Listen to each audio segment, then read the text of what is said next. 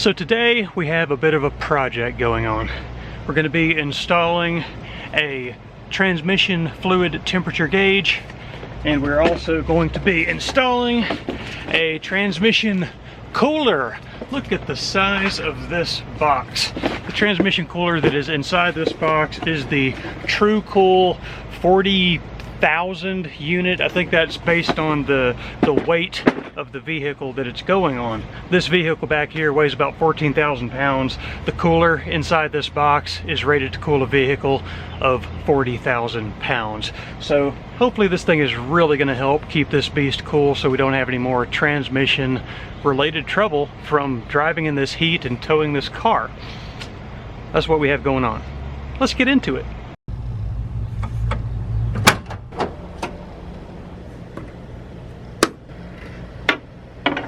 Alright, so the first thing we're going to be doing is trying to gain access to this stock transmission cooler. Let me see if I can find it. There we go. Alright, this is it right here. It's about 8 inches by 10 inches, and we need to get to this thing to remove it before we can even think about replacing it with the new unit. So we got to remove this grill here. There's possibly some brackets like this that are going to have to be relocated, removed, or modified to make this whole thing work. So yeah. First things first, let's work on removing this stock transmission cooler. Alright, so here are the tool bags we're going to be using for the job, and whether you're traveling by RV or sailboat or submarine, you know, you need to have some kind of tools available, and this is how I keep mine organized. This is all of my wrenches and ratchets and sockets in one bag. This bag here is basically all of my drivers, you know, Phillips, flathead, that kind of thing, and tools that basically hinge, so like, you know, linesman pliers and needle nose and such as that. And in this one, this is my electronic bag that has like my multimeter, my wiring pliers, my wire, my connections, my fittings, stuff like that. So this is the kit we're going to be using to get this job done today.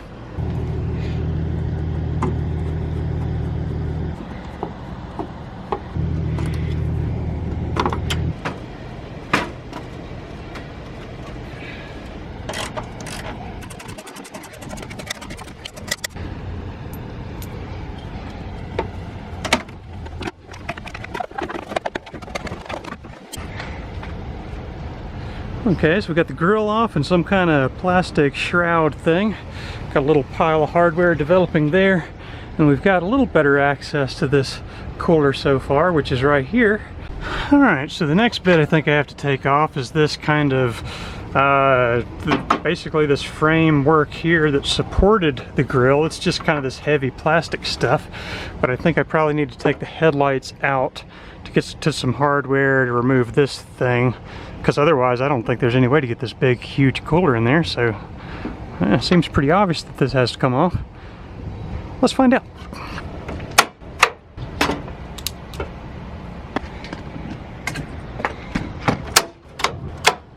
Oh yeah.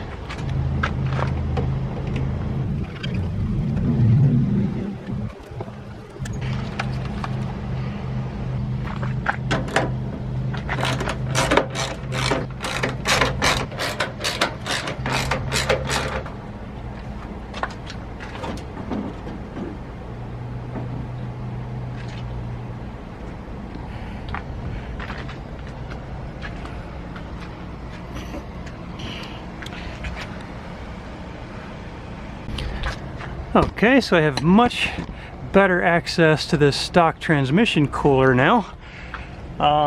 This bracket I think is going to stay there. This one is going to have to relocate somehow or be modified, because it needs to be here for that big black piece I just took off to bolt onto.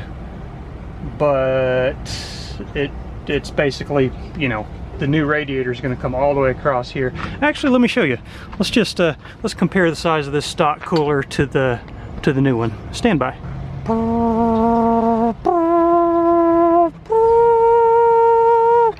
Dum dum dum dum dum dum. All right, so this is the new cooler in comparison to the old one. So you can see, hopefully, let's see. Boy, this is a tough shot. Anyways, it's probably 40 to 50% bigger than the old one is. So there is there's the problem. I got it, it's still kind of wrapped in the cardboard right now just to protect all these little fragile fins, but this is basically what we are working with here. Okay, so now is the point in the process where I find it necessary to consult the manual. Most men, you know, will be well into some kind of a disassembly process before they actually seek any kind of instruction, and I am no different. Congratulations, you have purchased the best performing aftermarket transmission cooler available. Unfortunately, you do not own the best performing RV available. If only you had bought a Sailboat instead of this silly RV, you would not be in this unfortunate position. Ha ha, ha ha. Just kidding. Thank you for buying our product, sucker.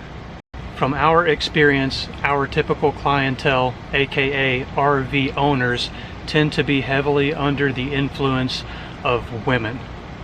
Please rethink your priorities. Again, thank you for purchasing our product, but we feel obligated to let you know that you would not be experiencing these issues if you were on a sailboat.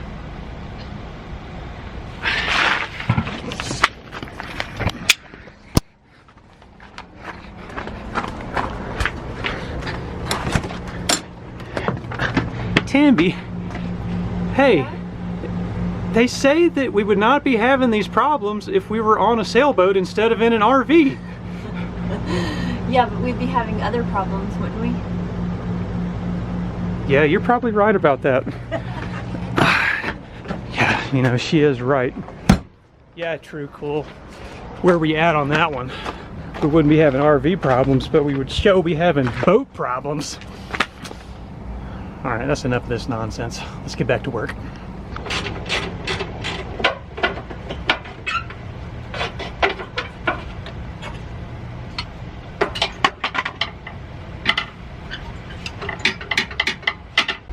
All right, I have access to this and it's completely loose now.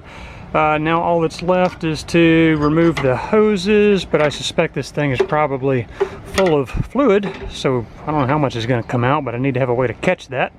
So let me figure that out, and then I will...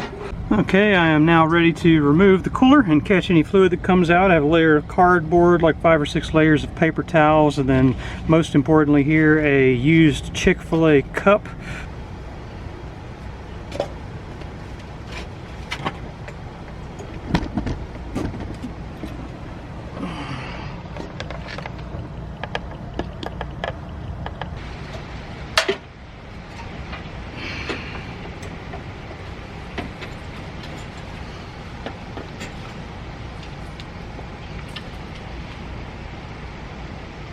Actually worked out pretty good. Didn't spill a drop down there on my catch pad, but I got, I don't know, I guess about a you know, a measuring cup's worth of fluid there, and maybe a measuring cup's worth of fluid here, so not bad. All right, let's mock this thing up real quick. I'll show you where I'm at. All right, so this is the new cooler. It will slide in kind of right in there. This hose here should mount up fine to this side. This one here, I did kind of reroute a bit. So it should be able to mount up on this side. This one will need some kind of a chafe protection though, because it is actually up against a pretty sharp edge here. So I got to figure out something to do with that. There's this little sleeve that maybe I can put on there to help out, or I don't know, I might just go crazy with duct tape and like wrap it up really good. I don't know yet. Either way, this hose has to be protected. And then finally, this bracket is kind of the main problem. It was right here, but obviously it can't be with this cooler going all the way across. I could modify this bracket and cut out a slot for it to, you know, for the radiator for the cooler to pass behind it. I don't know if I want to do that though. This seems to be there only to really be a mounting thing for the grill on the front. So I think I may just ditch this altogether and come up with another way to mount that grill. Anyways, that is what I'm thinking. Things seem to be moving right along.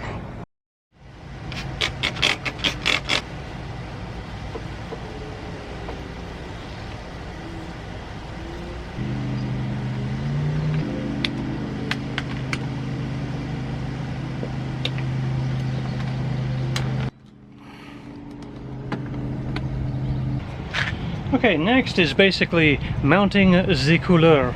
And so it comes with these little brackets like this, and these can be really bent into whatever shape you need them to be in.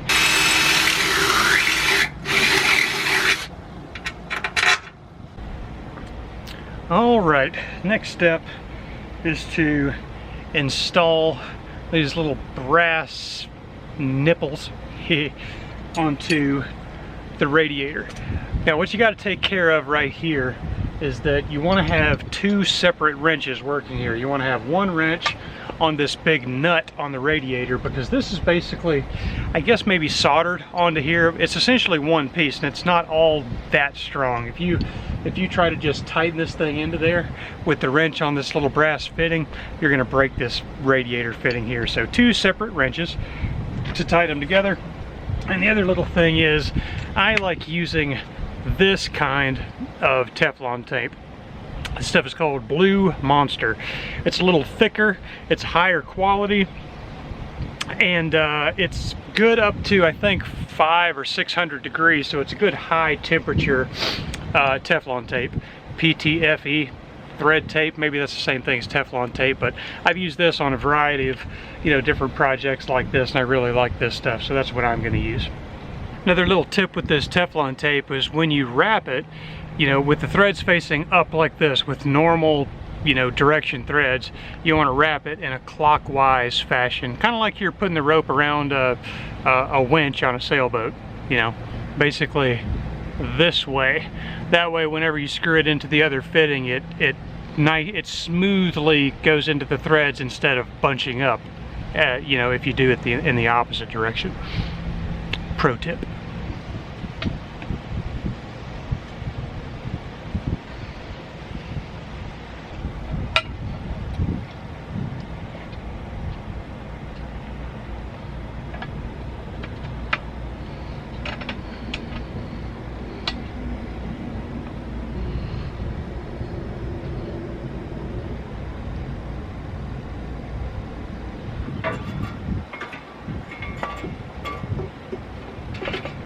Alright, so what I mounted it to is I just screwed two little holes, one there and one there, through this kind of inner body panel of the RV.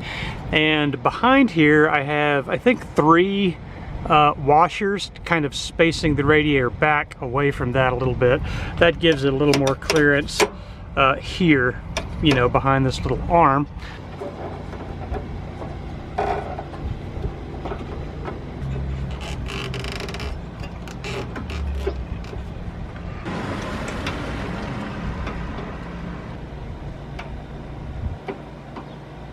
Okay, so everything is kind of temporarily mounted, only at the top. The bottoms are hanging loose right now, but I do have the hoses clamped into the connectors. You know, give me a break on this, please, okay? You know what I mean? It's just chafe guard. I know it looks janky as heck, but I think it's gonna serve its purpose, so yeah, just go easy on me on that. So I think now we're just gonna do a leak check. Let's fire it up, get some coolant going through there, and you know, see if we have any leaks before we get any further into this. Okay.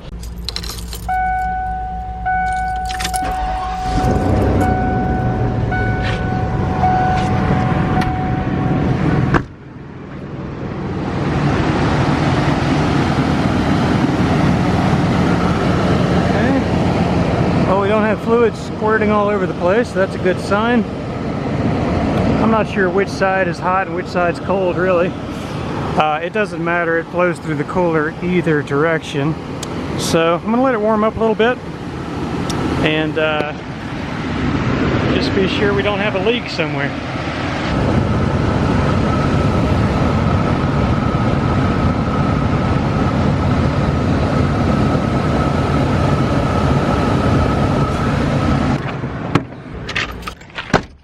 Okay, so the cooler is up to temperature, which suggests that the thing is full of coolant. I probably will have to add some more, not coolant, transmission fluid. I probably will have to add some because I lost some when I removed the old cooler, plus this thing is going to need more coolant in it anyways.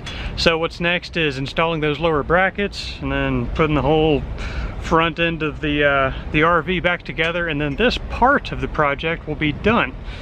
and then we just need to install that temperature gauge. All right, the cooler is completely mounted now. Everything is plumbed up. The two brackets are on the bottom and it's bolted into the body on the top.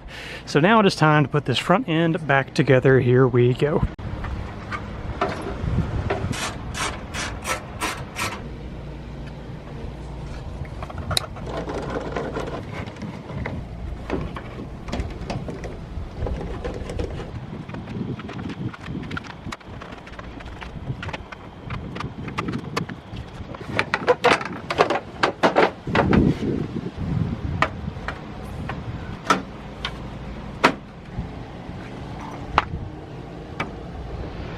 Okay, so the next little thing we're going to be installing is this guy. It is a temperature gauge for the transmission fluid. Alright, so there's the gauge itself, a little guy like this, a little bundle of electrical wire, a small bracket to mount the gauge to whatever you want to mount it to, and the most important part of this whole thing is right there. That is the little temperature sensor that is going to be plugged into the transmission itself. Now there's a little bit of a mystery as to how deep I can put this into the transmission. Hopefully it's not going to be a problem, and again I'm just going to use some more of that Blue Monster high temperature Teflon tape on this as well. So the next step is to get down there and get the test port out of the transmission, because that's where I'm going to install this. Okie dokie. Let's get our bearings here. There's the bell housing, there's the transmission pan, and right there is the test port. So we're going to be taking that little plug out, and that's where we're installing the temperature probe. So let's see if we can get that thing out. We've got the WD-40 down there. I actually put some on there yesterday just to let that be working, so hopefully it comes out pretty easy. All right, here we go.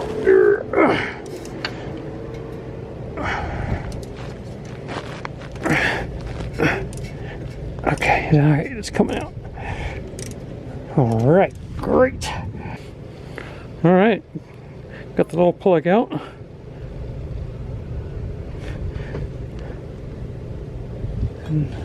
And a few drops of fluid came out, but not much at all. Good, good. Now, before we get too far, let me test and see how deep this hole is. I brought this driver bit just to test and see how deep that is. Oh, okay, let's see. Oh yeah, that goes in there pretty far. All right, so there's plenty of room in there for this probe. Nice. Excellent. Now, let's put the probe in. Be really sure not to cross the thread. Oh yeah, that's going in nice. Cool. Just like so. I'll just snug it up with the wrench.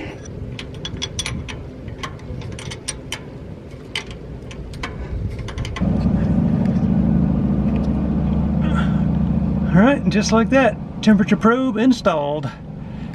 Alright, so really all that's next is connecting those wires to... Okay, yellow goes to an unswitched source, red goes to an ignition switched source, and the black wire goes to the ground.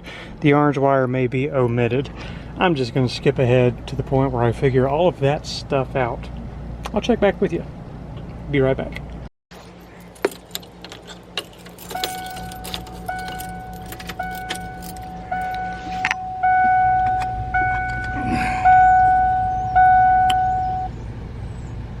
Progress. Alright, so the gauge is wired in. I just temporarily zip tied it right here. It's kind of the place where I want it to be. I just can't really figure out a good spot to put it, so it's just going to hang out right there for the time being. Let me give you a little test here. You put it in the key. I'm going to turn the ignition on. It goes through its little startup sequence like that, and then settles in at wherever the temperature is. So it's all working, it's all wired in. Now we have to just kind of test things out. So I think what we're going to do is tomorrow actually go for a little test run and you know, get everything heated up. That way I can, you know, just verify that the gauge is working well and double check for leaks and get everything good and hot and top up the coolant, that kind of thing. So tomorrow is test day.